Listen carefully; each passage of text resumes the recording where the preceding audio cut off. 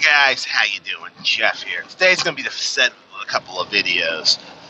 This video is going to be talking about The Witcher. Now, I have completely bulldozed right through the first season, completely binged-watched it with the wife over the weekend.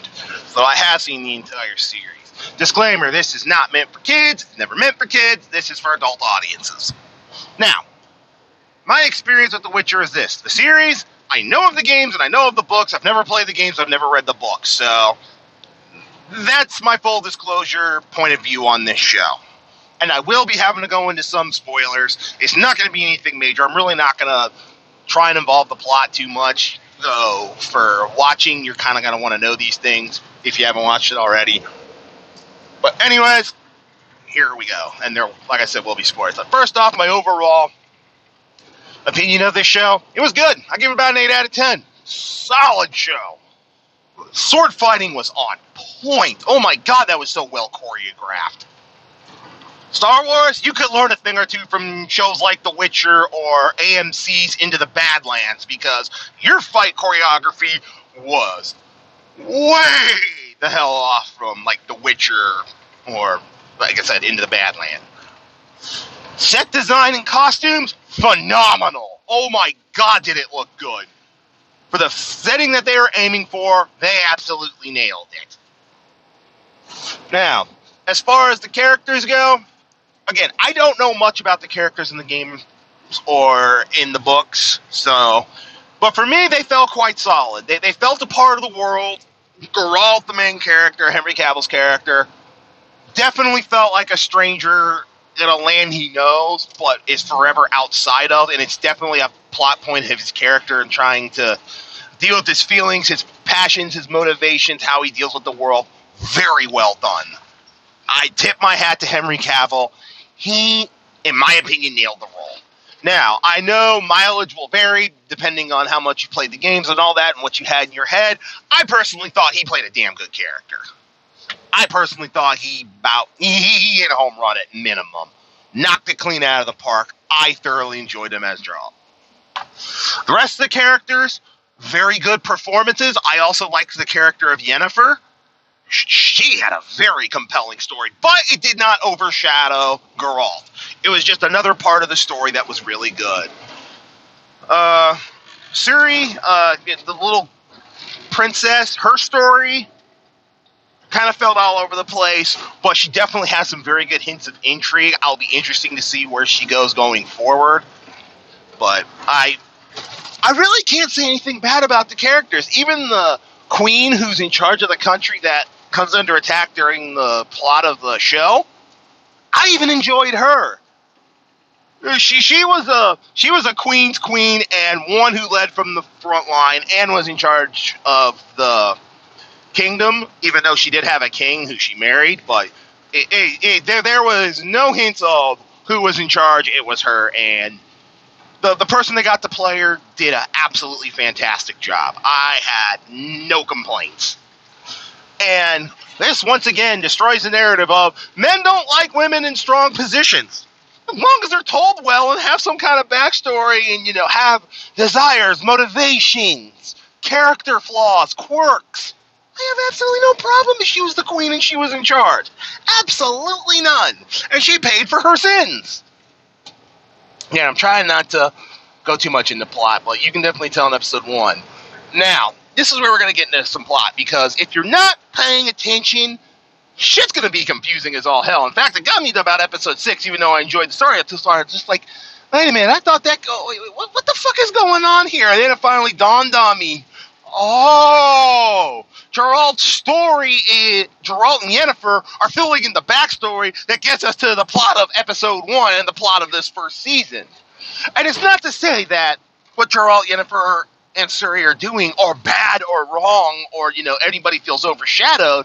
It's just that the first episode is the kingdom falling. That's a plot point I have to deal with. But you go through episode 2 through episode 7, Ciri, the princess, she's working in real time after the kingdom has fallen. Geralt and Yennefer, on the other hand, their stories go back about 15 years, and they're filling in everything that happens that ties up in the end. So if you're not paying attention, you're going to be watching Geralt and Yennefer and all them going through all these different things, and you're thinking, okay, maybe he's doing this while Geralt's on his way to find Ciri, because that's the major plot point of season 1. And then you come to find out in episode 7, oh, that was just the filling in to how we get to when he and Ciri finally meet. Okay. Because if you don't pick up on that, this plot looks like it's all over the fucking place and you get fucking lost. So that is one negative thing about it. It doesn't really do a good job of explaining that Geralt, as you're watching him, is filling in plot points and backstory to get to where they needs to be at the end of the season. But it's not wasted exposition.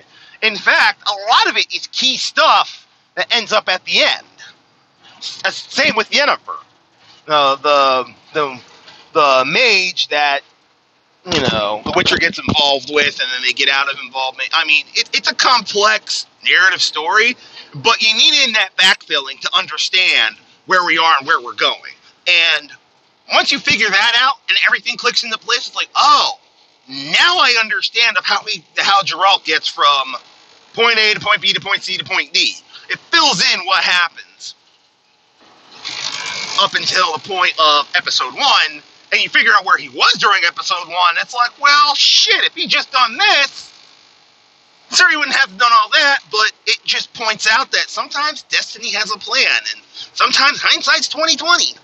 Geralt didn't know if he just sat fucking still, he'd have gotten what he was looking for right then and there, but shit happens. And that's the point of the story. Now, I'm not trying to completely spoil this, guys. I'm just trying to show that if you don't pay attention, you're going to be lost and confused until it finally clicks in, like, oh, that's why this is all going like this. Now I understand. It takes a while for that to settle in, but the adventures and stories that Geralt goes through and all that, they have consequences at the end. And, but overall, like I said, 8 out of 10, there's just certain plot things that if you don't catch on it quick enough, is going to leave you feeling dazed and confused, and why am I watching this? And then when it finally clicks in, it's like, oh, now I understand. And especially for Yennefer now it all makes sense. Right around episode 7 is when, everything starts clicking into place, and then you realize what's going on. And it's like, oh, now I get it. But overall, like I said, 8 out of 10.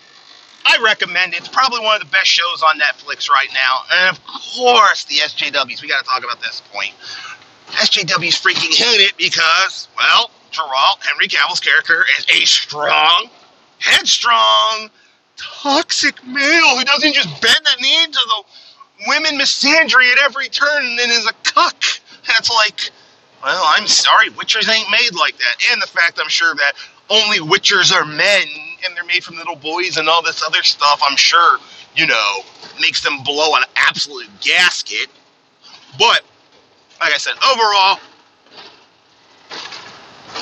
go check it out. I'm sure people who have played the games and all that and have an image in their mind of Geralt and all that, who have read the books, I don't know if you're going to be completely amazed or completely pleased, but coming at it from my point of view, once I finally understood where the hell the story was going and why, it was great for me. It was good. It wasn't the best thing ever, but it was still pretty damn good. But that's my review of The Witcher. Let me know in the comments below what you think, and I'll catch you all next time.